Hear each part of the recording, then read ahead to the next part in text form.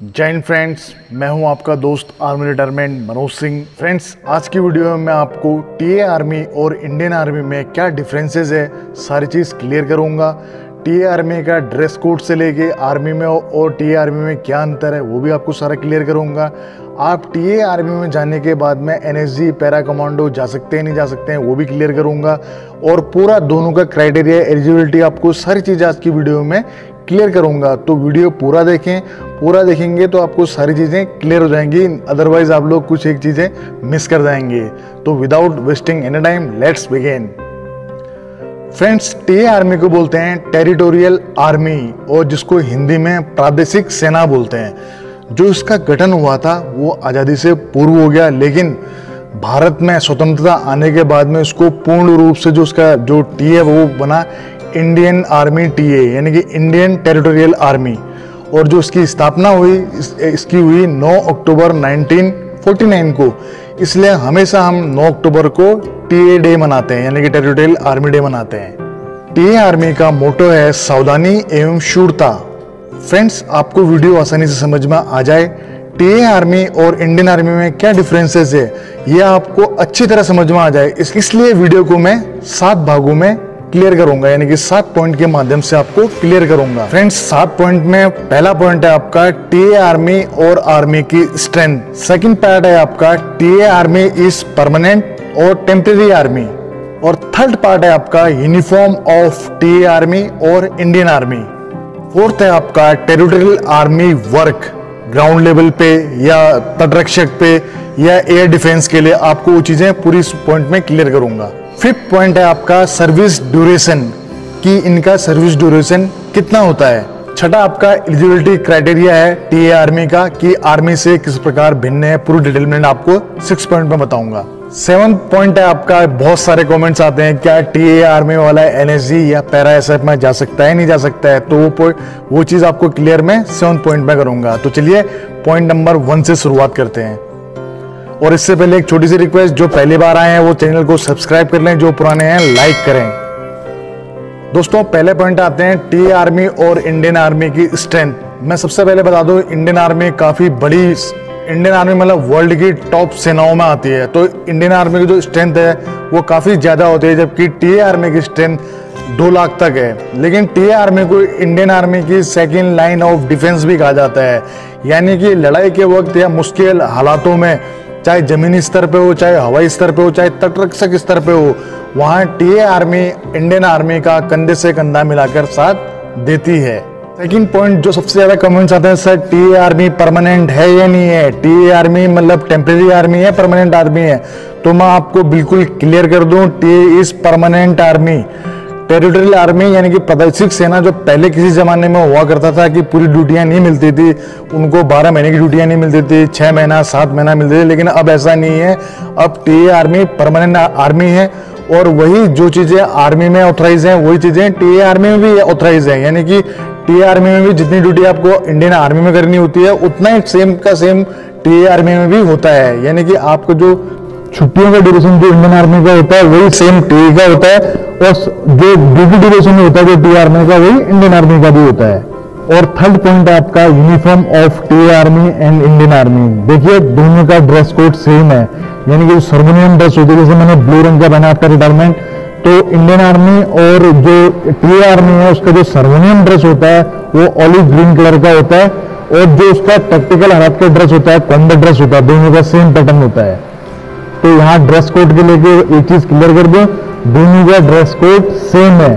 लेकिन आर्मी में देखा होगा रेजिमेंट के जो कॉम नंबर होते हैं सेम वही टीए में भी होते हैं, उनकी रेजिमेंट के हिसाब से। जैसे टीए का क्या होता है, कुमार रेजिमेंट है, टीए की पैरा रेजिमेंट है, पैरा एसएफ नहीं है, ध्यान रखें इस चीज का, पैरा रेजिमेंट है, तो वो लोग यहाँ पर पैरा लिखते हैं, या जो अपना यूनिट का ग्रेनेडियर टीए तो ग्रेनेडियर लिखेंगे, तो वो चीज बैजेस लगते हैं। लेकिन टीए आर्मी का साइड में यहाँ पर लिखा रहता है टेरिटोरियल आर्मी का बैज लगा हुआ रहता है, बस थोड़ा सा ये डिफरेंसेस है। फोर्थ पॉइंट है आपका टीए आर्मी वर्क, यानी कि टीए आर्मी का क्या काम होता है। फ्रेंड्स, मैं आपको बताना चाहूंगा, टीए आर्मी ने मतलब आजादी के बाद में जो 3 बड़े युद्ध हुए हैं तीनों में भाग लिया है, जिसमें 62 का इंडिया चाइना का वॉर, और प्लस 1964 का इंडिया पाकिस्तान वॉर, और 1971 का वापस इंडिया पाकिस्तान वॉर पे टीए आर्मी ने भी इंडियन आर्मी का साथ दिया था या साथ में मिलके काम किया था और युद्धों में भाग लिया था।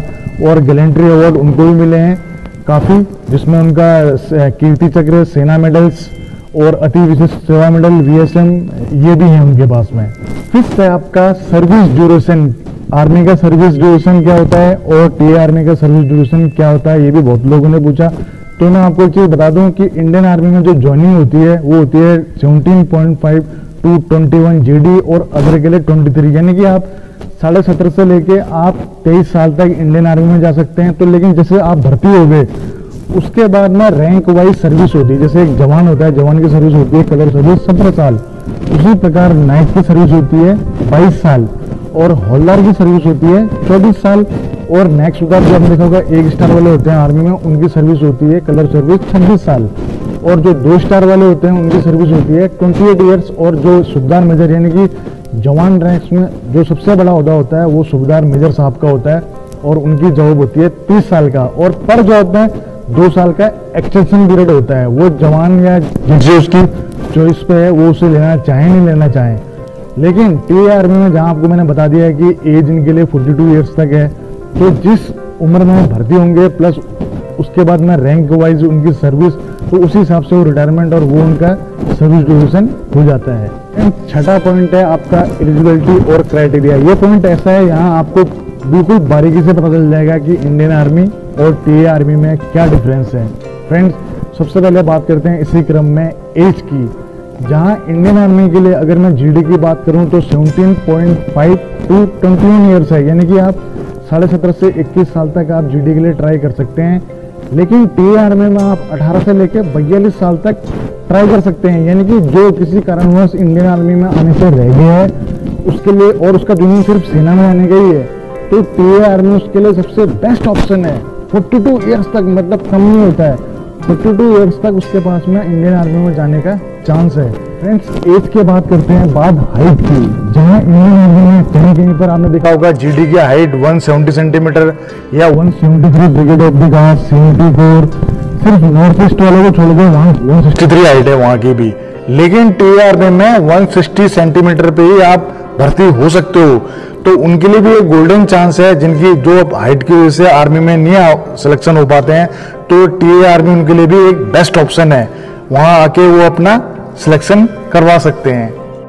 फ्रेंड्स, ये होगा बेसिक चीज। अब उसके बाद में करते हैं फिजिकल टेस्ट की। जैसे आर्मी में 3 पार्ट में टेस्ट होते हैं, उसी प्रकार टीए आर्मी में भी 3 पार्ट्स में टेस्ट होते हैं। मतलब पहला physical, second medical, third written. लेकिन दोनों का थोड़ा सा अंतर होता है। जहाँ अगर हम बात करें रनिंग की तो डिस्टेंस वाइज दोनों का बराबर है, 1600 मीटर आर्मी में भी और 1600 मीटर टीए आर्मी में भी। लेकिन टाइमिंग को लेके यहाँ थोड़ा सा अलग हो जाता है। जहाँ इंडियन आर्मी में 5.30 टाइम है रनिंग का, वहीं टीए आर्मी में 440, 45 या 30 सेकंड का जो एज के मुताबिक छूट दिया जाता है, कहीं 20 कहीं 30 का। तो इंडियन आर्मी में थोड़ा टाइम ज़्यादा मिलता है। अब आप बोलोगे कि टीए में क्यों कम मिलता है? क्योंकि मैंने जैसे आपको बताया कि टीए आर्मी की स्ट्रेंथ आर्मी से काफ़ी कम होती है, जिस कारण इसमें वैकेंसी आर्मी की अपेक्षा कम आती है। तो इसलिए इसमें जो सिलेक्शन प्रोसेस हो जाता है वो बहुत ज़्यादा टफ हो जाता है। फ्रेंड्स, दूसरे इवेंट की बात करें तो इसमें जो सेकंड इवेंट होता है वो होता है पुलअप का। तो इंडियन आर्मी में भी 10 पुलअप होते हैं, उसके आपको 40 नंबर मिलते हैं। टीए आर्मी में भी आपके 10 पुलअप के आपको 40 नंबर मिलते हैं, यानी कि 40 नंबर पुलअप के और 60 नंबर आपके 1600 मीटर रनिंग के, यानी कि 100 नंबर का आपका फिजिकल ये हो गया। प्लस जो 2 इवेंट है जिगजैग, बैलेंसिंग और 9 फीट डिच, इसके लिए आपको केवल एलिजिबल होना है, यानी कि आपको पास होना है। अगर इनमें आपको 3 मौके दिए जाते हैं, जैसे मान लिया कि आप बैलेंसिंग में गए, आपका बैलेंसिंग बिगड़ गया, आपको 1, 2, 3 मौके दिए जाते हैं। अगर 3 मौके में अगर आप फिर भी आपका बैलेंसिंग बिगड़ रहा है तो आप वहाँ से रिजेक्ट हो जाएंगे। उसी प्रकार 9 फीट डिच, यानी कि 9 फीट के गड्ढे को कूदने के लिए भी आपको 3 मौके दिए जाते हैं। आपको इन 2 इवेंट में सिर्फ पास होना है। अब फ्रेंड्स, इसी क्रम में हम बात करें मेडिकल की, तो आपको पता है जिस प्रकार इंडियन आर्मी का मेडिकल काफ़ी हार्ड होता है, उसी प्रकार टीए आर्मी का भी मेडिकल काफ़ी हार्ड होता है, क्योंकि आर्मी के डॉक्टर्स ही मेडिकल करते हैं। और जिस प्रकार इंडियन आर्मी में टैटू फैटू ये सब चीज़ें, हाथ टूटा, उंगली टूटी, ये नहीं चलता है। आंखें 6x6, कान साफ, घुटने आपस में मिले हुए नहीं होने चाहिए, फ्लैट फुट नहीं होना चाहिए। तो सेम वही का वही टीए आर्मी में भी है। और अब बात ये हो गया मेडिकल की बातें। मेडिकल आपको सबको पता ही नहीं है तो कमेंट्स में पूछ लेना, मैं आपको बता दूंगा।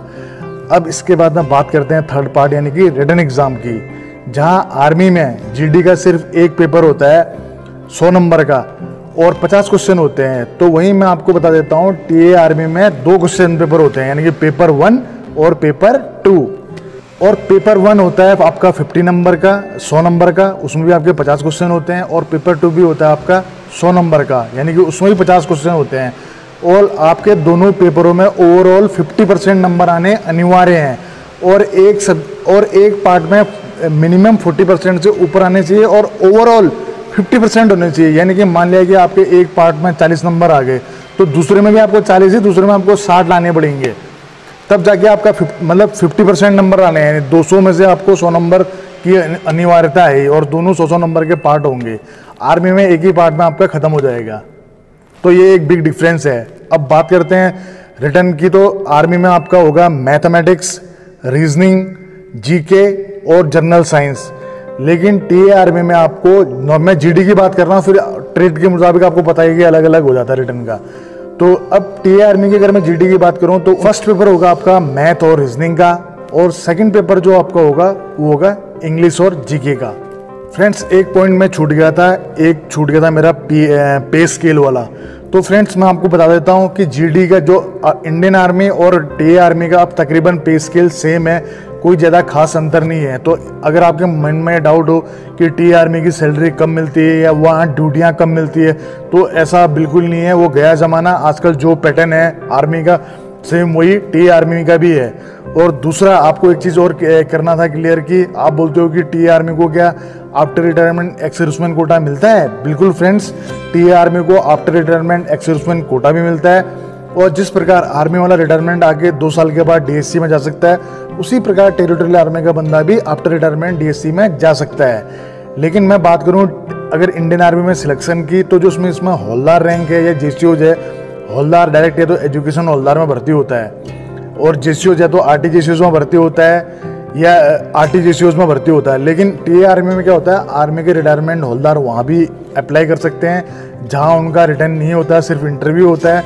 उसी प्रकार इंडियन आर्मी के जेसीओज भी टीए आर्मी में जा सकते हैं, वहाँ भी उनका कोई रिटर्न नहीं होता, सिर्फ इंटरव्यू प्रोसेस होता है। फ्रेंड्स अब 7वां पॉइंट है, क्या टीए आर्मी वाला बंदा पैरा एसएफ या एनएसजी में जा सकता है। फ्रेंड्स अभी तक तो नहीं जाता है, लेकिन हो सकता है आने वाले टाइम पे ये मौका मिले। तो आपने ऐसा नहीं सोचना है कि मुझे वहाँ जाके मौका नहीं मिलेगा।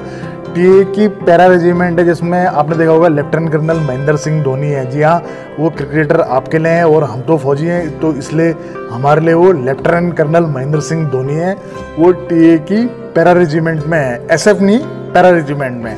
किसी दिन मैं आपको टीए और पैरा रेजिमेंट को लेके भी किसी दिन मैं आपको पैरा एसएफ को लेके एक पूरा कंप्लीट वीडियो बनाऊंगा, सोच रहा हूँ। लेकिन आपको पता है थोड़ा समय का अभाव है इसलिए नहीं हो पा रहा है, लेकिन जल्दी मैं आप लोगों के लिए पैरा कमांडो का पूरा एक कंप्लीट वीडियो बनाऊंगा। फ्रेंड्स बात करूं अब ट्रेड्स की, तो जो आर्मी के ट्रेड्स होते हैं सेम वही ट्रेड्स यहाँ टीए आर्मी में भी होते हैं। यहाँ भी आपको टेक्निकल, सोल्जर क्लर्क और जीडी ये चीज़ें मिलती हैं, वहाँ भी मिलती हैं। बस थोड़ा ये होता है कि आर्मी में वैकेंसी और जो ज़्यादा होता है टीए आर्मी में कम होता है, क्योंकि दोनों की स्ट्रेंथ में बहुत अंतर हो जाता है। फ्रेंड्स सिंपल सी भाषा में पूरे वीडियो का अगर निचोड़ कहूँ तो मैं आपको बताना चाहूँगा, जिन टीए आर्मी और आर्मी में कोई ज़्यादा डिफरेंस नहीं है। आर्मी में थोड़े आपको मौके ज़्यादा मिलते हैं बजाय टीए आर्मी के। प्लस टीए आर्मी उनके लिए बहुत बेस्ट ऑप्शन है, जो जिनका सपना इंडियन आर्मी में ज्वाइन होने का था लेकिन किसी कारणवश नहीं हो पाए, लेकिन उनका सपना सैनिक बनने का ही है। तो टीए आर्मी उनके लिए बहुत अच्छा ऑप्शन है। प्लस जिनकी हाइट कम है और उनको इंडियन आर्मी में आना है नहीं है, तो टीए आर्मी उनके लिए बहुत बेस्ट ऑप्शन है। थर्ड एक पॉइंट मेरा छूट गया था, जैसे इंडियन आर्मी में आपको 10th में 45% और मिनिमम हर सब्जेक्ट में 33% लाने अनिवार्य होते हैं। तो टीए आर्मी में आपके लिए प्लस पॉइंट ये है कि आपको अगर मान लिया कि 10th में आपके 45% नहीं है या एक आध सब्जेक्ट में 33% से नीचे नंबर है, तो आप 12th पास करके इन चीज़ों से पार पा सकते हो। यानी कि अगर आपने 12th कर दिया तो आपके लिए परसेंटेज वाली कोई मायने नहीं रह जाएंगे। मतलब आप 12th में आपके केवल आपको 12th पास हो गए तो आप टीए आर्मी के लिए ट्राई कर सकते हो जीडी के लिए। बाकी जो आपको क्लर्क का 60% इंडियन आर्मी में है वही सेम टीए आर्मी में भी है। बाकी पेमेंट में कोई अंतर नहीं है, फैसिलिटी में कोई अंतर नहीं है, आफ्टर रिटायरमेंट कोई अंतर नहीं है। दोनों का आफ्टर रिटायरमेंट होने के बाद जिला सैनिक कल्याण बोर्ड एक होता है। एक्स सर्विसमैन का कोटा आर्मी को भी मिलता है, इनको भी मिलता है। Medical canteen facility Indian army के साथ साथ में टी आर्मी को भी मिलती है। तो टी आर्मी बहुत अच्छा ऑप्शन है। और जो कई अफवाहें चलाते हैं, क्योंकि यूट्यूब में मैं हूँ फौजी यूट्यूबर, तो अभी 1.5 महीने पुराना हूँ। बाकी इसमें यूट्यूब में कई हैं जो फौज का ज्ञान बांटते फिर रहे हैं और जिनको फौज का कुछ भी पता नहीं, फौज के रैंकों को जीडी को कांस्टेबल बोलते हैं। तो इस वजह से ही हम यूट्यूब में भी आए और अच्छा लगता है। तो जो मैंने आपको क्लियर कर दिया, कहने ये उदाहरण मैं इसलिए दे रहा हूँ ताकि आपको क्लियर कर दूँ कि T army is permanent army. Friends, अगर वीडियो अच्छा लगे तो लाइक करें और जो नए हैं वो सब्सक्राइब करें। और नेक्स्ट वीडियो में मिलेंगे, तब तक के लिए दीजिए अपने बड़े भाई को इजाज़त। जय हिंद, वंदे मातरम, भारत माता की जय।